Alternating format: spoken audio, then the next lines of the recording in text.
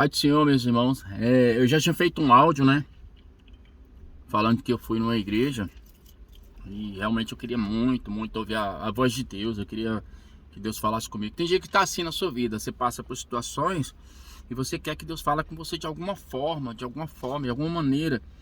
E a gente que tem um conhecimento, a gente sabe que onde encontrar a presença de Deus, a gente fala, a igreja, vamos na igreja. Não necessariamente que Deus só se manifesta na igreja, mas é lá que a gente vê as pessoas pregando e a gente tem aquela mente de quem está no altar, está cheio de Deus. Quem vai louvar está cheio de Deus, cheio da presença de Deus. E eu acabei indo em uma igreja que eu nunca fui, já vi falar dela, é uma igreja muito grande, né? Tem várias denominações por vários lugares. Um lugar muito luxuoso, um lugar grande, né? De amplo estacionamento, com segurança, guardando os carros, com tudo, até parece um lugar bem, vamos dizer assim, tranquilo, seguro, um lugar de buscar a presença de Deus. Mas quando eu cheguei, entrei dentro da igreja, eu já me incomodei com as coisas que eu estava vendo, né? E eu não estou aqui para fazer um julgamento, nem pré-julgamento, não quem sou eu, mas as pessoas que têm discernimento de espírito, elas vão entender e vão compreender. As que não têm, elas vão questionar e julgar, porque é mais fácil questionar e julgar do que procurar a verdade, né? As pessoas que não procuram a verdade são sempre as pessoas que convivem na mentira, porque a verdade, ela dói, ela queima no colo do mentiroso. E a gente tem visto isso, né? Nos tempos de Jesus foi assim, ele pregava uma verdade, ele manifestava a verdade, ele era a própria verdade, ele provou tudo com a verdade, porque Jesus, ele não só pregava, ele também manifestava tudo que ele pregava e ele praticava tudo que ele pregava.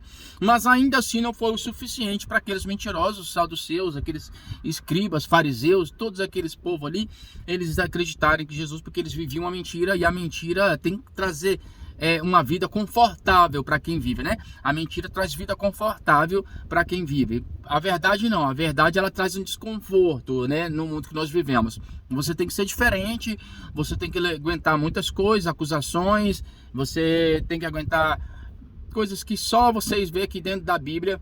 Os antigos passaram, os discípulos, os reis que queriam até então servir a Deus verdadeiramente, e o próprio Cristo foi exemplo disso. Então, chegando nessa igreja, estava com um amigo, ele falou assim, eu já senti a presença de Deus aqui. Aí eu falei, eu devo ter morrido então, porque eu não sinto a presença de Deus nesse lugar e nem vejo Deus manifestando nesse lugar. Estava tudo escuro, luzes apagadas, luzes pirotécnicas lá no altar, onde parecia mais uma boate do que uma igreja, e eu observando toda aquela situação, mas algo me chamou mais atenção ainda. Nós sabemos que é necessário dentro da igreja ter intercessores, né, que ficam ali intercedendo, observando, né, orando pelas pessoas que entram, intercedendo pela palavra, pelas pessoas que foram ali de alguma maneira buscar Deus. E tinha muitos intercessores, tanto homens como mulheres. Mas eu estranhei demais, porque, beleza, uma coisa é o homem estar de preto, porque a gente sabe que é comum estar nas igrejas os homens usarem ternos preto. Mas não necessariamente, muitas vezes eles estão todos de preto, né? Às vezes colocam uma blusa branca, uma gravata de cor, mas todos estavam de terno preto, todo mundo de preto, e as mulheres também. Todas as obreiras intercessoras que estavam lá, quem não estava de vestido longo, preto, estavam de calça preta, blusa preta. E aquilo me incomodou, porque até então não parecia um culto a Deus, parecia um culto fúnebre. Se você pegar na analogia das cores, cada cor ela tem uma simbologia, ela tem um significado, né? Se você pegar as cores que representa Cristo, é o dourado, né? É o amarelo, é o dourado. Então, se você pegar a simbologia com uma das primeiras cores que a Bíblia cita, é o púrpura, o azul, né? As cores antigamente. Essas cores todas, se você pegar nos templos, quando eles colocavam as cortinas, colocavam coisas, cada cor tinha uma simbologia. E se você pegar todas as cores ali no Antigo Testamento, você não vai ver eles necessariamente usando o preto para decorar alguma coisa. Se você pegar todo o contexto, as primeiras cores que existiram eram o branco e o preto. O branco representa luz e o preto, ausência de luz, né? Nós vemos isso porque Deus ele falou na própria palavra. Nós sabemos que o dia representa o branco, a noite representa o preto. E Deus ele fala em Gênesis, né? Haja luz, né? Porque até então era tudo trevas, tudo escuro. Ele fez os luminários, né, para reinar. Tanto é que a lua ela aparece à noite justamente para clarear a escuridão. Um representatismo de luz, ou seja, cor branca. Nós sabemos que existe o sol, né, que veio para clarear a terra e tudo. O sol, beleza, a simbologia do sol é amarela e tal, representa o ouro. E a gente sabe que até dentro do contexto bíblico, os casamentos, os dias de casamento de hoje, você raramente vai ver alguém mudar a cor do vestido da noiva. É branco. O branco, ele representa pureza, inocência, luz e paz. Então, quando eu vou num lugar procurar a presença de Deus, esse lugar, ele está dizendo que é um lugar de paz, de pureza, porque a plenitude de Deus é luz, é paz, é pureza. E quando eu chego num lugar que o ambiente está totalmente escuro, que as pessoas estão ali intercedendo totalmente de preto, esse ambiente, ele já não transmite luz, já não transmite paz. Porque eu estou na igreja e eu estou procurando um intercessor dentro de uma igreja que está tudo escuro. Como é que eu vou achar esse intercessor vestido de preto, né? E outra coisa que chama a atenção é que eu sou muito observador. Eu observava que dentro da igreja extremamente lotada, do altar até a porta, eu vi uma mulher de Bíblia na mão. O pastor não usava Bíblia, os intercessores e os membros que ali estavam também não usavam Bíblia. E se você pegar a Bíblia, Deus, ele deixa para Josué no capítulo 1, sendo salvo no versículo 9, ele fala para ele ser forte e corajoso e tudo, e Deus fala assim para não apartar da boca o livro da lei. E nós, quando vamos fazer uma leitura, se você quer ensinado isso, né, para você decorar, leia em voz alta, ou seja, eu coloco o livro próximo à boca e leio em voz alta, porque a Bíblia vai dizer que a fé vem pelo ouvir e ouvir a palavra de Deus. Automaticamente, quando eu leio em voz alta, fica melhor para mim gravar. Porque quem conhece Bíblia sabe que você lê ela 50 vezes e você entende ela de várias formas. Cada um tem uma interpretação porque a palavra se renova. Então, quando Deus fala para ele não apartar o livro da lei, ele diz, não aparta da tua boca o livro. Ele diz o livro. Deus não disse as palavras, ele disse o livro. Deus não disse o versículo, Deus não disse as histórias, ele disse o livro. E esse mesmo livro, ele está sendo encostado hoje nas estantes das casas. Ele não está sendo mais usado porque chegou a tecnologia. E uma vez que chegou a tecnologia, o livro está sendo dispensado, porque eu posso ler a palavra de Deus no celular e no tablet. E uma vez que eu pego o meu celular, né, da igreja, facilita eu dar uma olhadinha nas redes sociais, facilita eu ver coisas que não são lícitas, porque ninguém está vendo.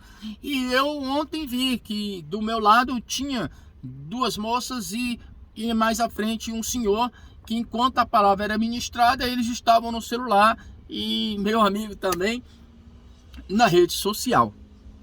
E facilita eu desconcentrar da mensagem, facilita eu não receber a mensagem, porque enquanto ele passa a mensagem, a fé vem pelo ouvir. E quando eu estou vendo outra coisa, eu não consigo entender o que está sendo dito, ou seja, vai apagando a minha fé.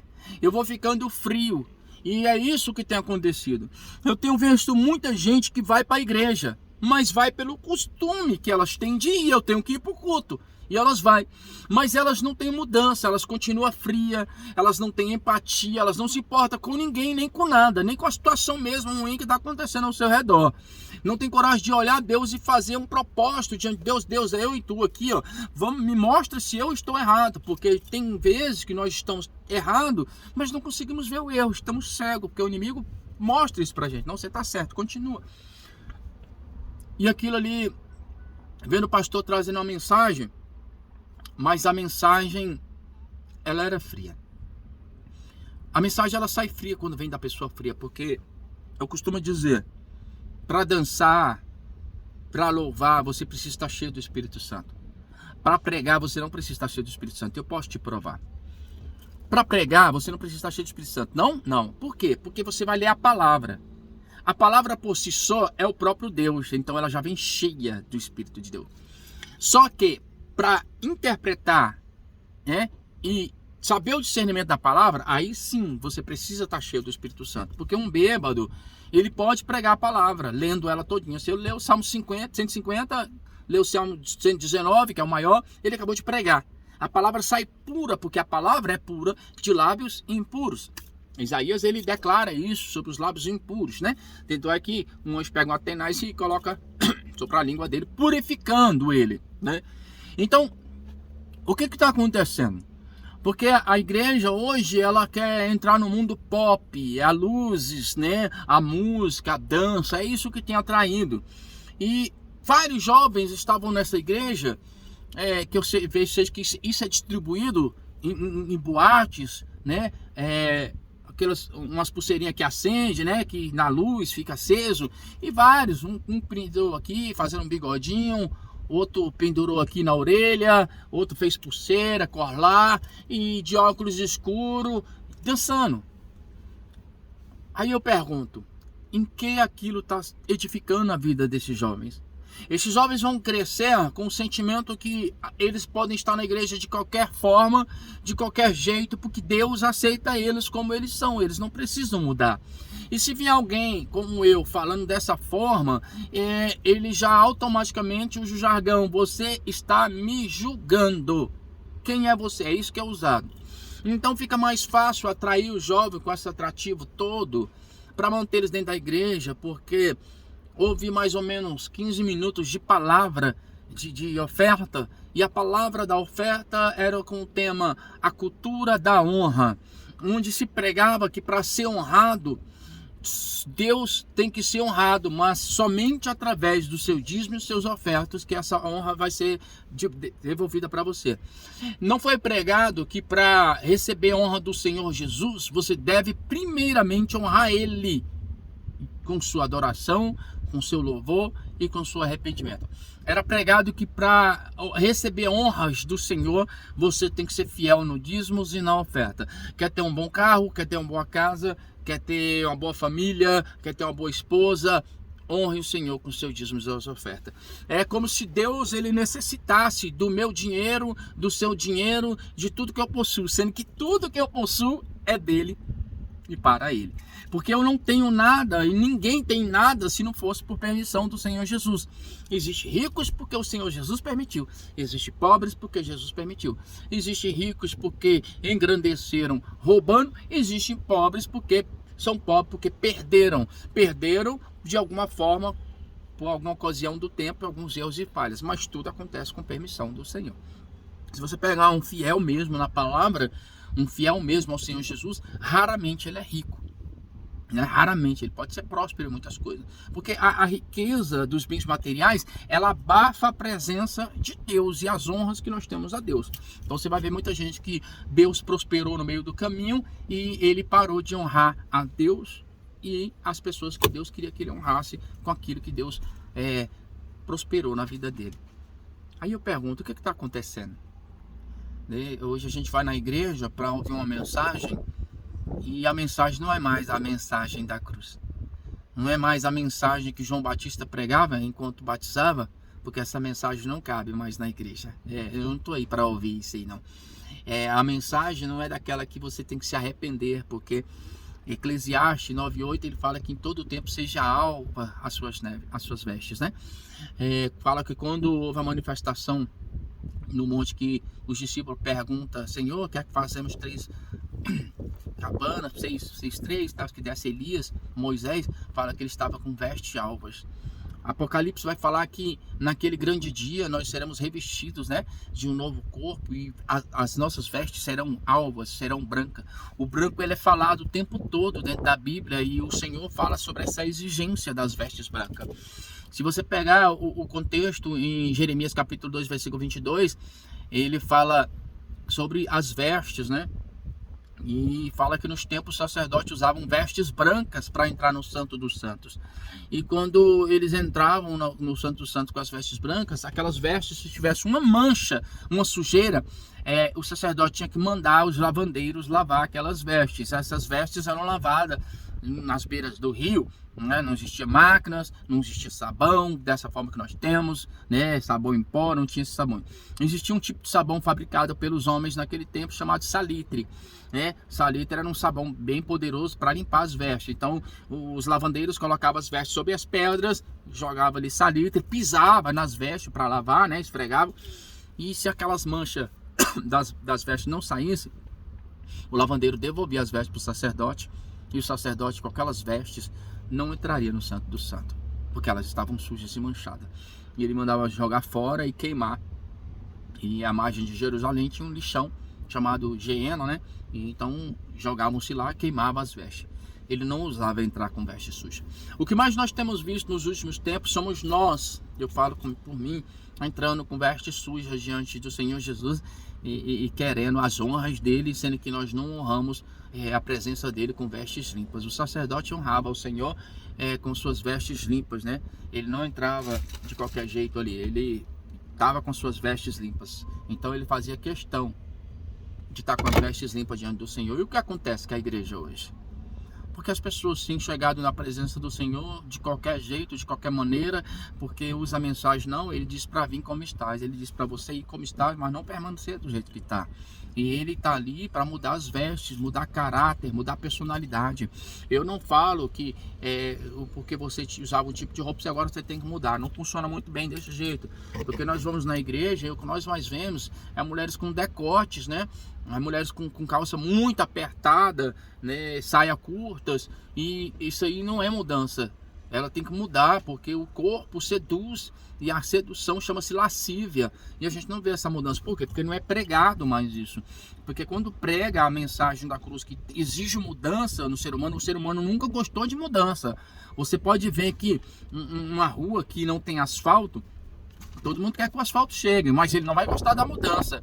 Porque antes de colocar o asfalto, se não tiver esgoto, vai ter que abrir buracos. E abrindo aqueles buracos vai ser muita terra. Se tiver chovendo é lama e tudo. Até chegar o asfalto vai demorar um período muito ruim de poeira e lama. E a transformação machuca, a transformação dói. Então as pessoas não querem mudança, porque mudar dói, mudar machuca, e elas querem permanecer sem que ninguém fale nada, sem que ninguém questione. Então eu quero hoje servir Jesus, mas tem que ser do meu jeito. Eu não quero mudar meu jeito de cabelo, eu quero continuar pintando o cabelo de várias cores, eu não quero deixar de usar minha maquiagem em excesso, eu gosto de mostrar meus seios, eu gosto de andar assim, sou homem, gosto de andar com camisa cavada e calça apertada. Eu não quero mudar. E a mudança exige de você algo que você não quer. Transformação. E as pessoas têm que olhar isso e ver que as vestes mudaram de fora para dentro e de dentro para fora. Porque quem não conhece Jesus, ele tem que ver essa mudança de fora para dentro. E depois que chega perto de você, ele consegue enxergar que a mudança também foi por dentro para fora. Porque quando se conhece Jesus, a mudança radical ela vem de dentro. Depois passa para fora, né? Muda meus pensamentos pecaminosos, muda meus desejos e começa a limpar. E quem sabe que se consagra, a consagração do jejum, quando Jesus se consagra, é impressionante. Qualquer pregador, qualquer pastor, qualquer irmão que ouviu o que eu estou falando aqui, ele vai entender, ele vai concordar. Quanto mais você se consagra, mais imundo tu se sente. Quanto mais você jejua, quanto mais você ora, parece que pior você está ficando. Presta atenção, por quê? Eu me senti assim, fui questionar. E Deus, ele falou para mim que quanto mais eu me consagro, quanto mais eu jejuo, quanto mais eu oro, eu me aproximo de Deus. Deus é luz. Ou seja, eu chego diante dessa luz e ela vai clareando tudo aquilo que era preto, escuro dentro de mim, ela vai clareando. E aí eu consigo observar as sujeiras e os pecados. E isso vai me deixando perturbado, porque eu vou vendo quem eu sou de fato. Eu vou começando a enxergar coisas que eu não via. Então eu vou sabendo quão podre e imundo eu sou. Então aquilo vai me constrangendo. Então quanto mais você se consagra, mais alva as suas vestes vão ficando. Se você não se consagra, se você continua do mesmo jeito, por isso que um cara que está no mundo, ele não tem temor, porque ele está na escuridão, ele não consegue ver nada que está dentro dele e nem o mal que ele causa nele e nas outras pessoas. Assim é um viciado em drogas ou em álcool, né? Ou na prostituição. Então eu peço para você, irmãos, cuidado. Qual a finalidade de uma igreja toda pintada de preto? Qual a finalidade de todo mundo os obreiros todos vestidos de preto? Qual a finalidade das luzes tem que estar apagada e tudo? Qual a finalidade de não se levar a Bíblia? Ou de, enquanto está tendo louvor, você sentar e meditar um pouquinho na palavra? Qual a finalidade disso? Mas tudo o diabo ele tem uma desculpa. O preto é o símbolo do adubo, que aqui nós estamos plantando semente. Mentira, né? A gente quer um lugar, um ambiente que transmite paz. No céu, irmão, eu não vi ainda escrito o que está de preto no céu, mas eu vi o que está escrito de preto no inferno, porque lá não tem luz. A única claridão que tem lá é a do fogo, né? A gente vê que lá fala sobre lama, lodo, sobre vermes, mas o céu não, fala de pureza. O céu fala de luz, de vestes brancas. Então, se eu tenho uma congregação e essa congregação prega salvação, e essa igreja prega que vamos até o céu, eu acho que ela tinha que representar aquilo que ela prega. Se ela prega céu, eu acho que ela tinha que representar o céu. Então, eu tenho uma igreja na Santa Maria, né? E quero citar nome, que a parede dela é pintada toda como fosse um céu, né? Azul, tem umas nuvens, é muito bonito mesmo. E aquilo traz uma simbologia que quando eu olho, qual é o meu alvo? O meu alvo é o céu. Agora que eu vou na igreja, irmão, tá lá pintado de preto, o altar tá preto, um telão lá com show pirotécnico, aquilo me traz uma imagem de quê, né? E meu amigo ainda falou algumas coisas lá, não quero entrar no assunto, e a gente passou em frente a uma boate quando ia embora. E eu passando em frente à boate, desculpa, eu não vi. A diferença, sabe qual era? É porque lá eles estavam bebendo. Essa era a diferença. Então a gente tem que acordar para isso. Servir Jesus exige mudança, Servir Jesus vai trazer dores e sofrimento para alcançar aquilo que eu quero. Porque se não tem dor na luta, desculpa, a vitória não vai valer a pena. Tem que sofrer, tem que doer. É como um gol no acréscimo, onde exigiu toda a correria, toda a perseverança, todas as câimbras, todas as dores na perna, mas é aquele gol que você não vai esquecer. E assim é o Senhor Jesus. Medita nisso. E olhe, Apocalipse é onde tem mais versículos e mais palavras falando sobre vestes brancas. Em todo o tempo seja alva as suas vestes.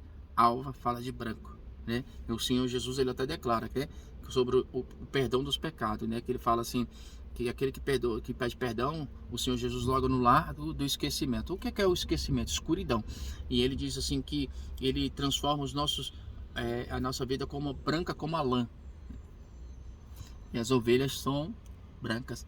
Você não viu ovelha malhadas ou preta usada para sacrifício? Sempre foi as ovelhas de lã branca. Então o branco, ele traz paz, o branco traz luz, o branco representa pureza. Se você pegar o significado e os sinônimos de branco, pureza, é tudo isso aí. Já o preto representa luto, representa escuridão, o preto representa tristeza, o preto representa depressão, o preto ele traz muitas coisas. Não necessariamente que eu vou parar de usar o preto, não, mas eu não posso, porque ter tudo de preto na minha vida, porque as pessoas que usam tudo preto, as pessoas estão se escondendo na sua vida com depressão. Medita nisso. Deus abençoe a sua vida em nome de Jesus.